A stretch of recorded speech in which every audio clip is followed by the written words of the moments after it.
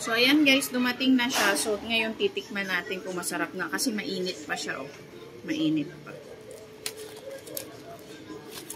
So, tikman natin kung masarap na.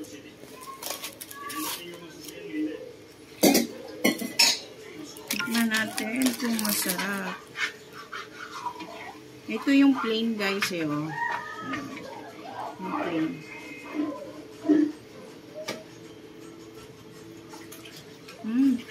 Sarap.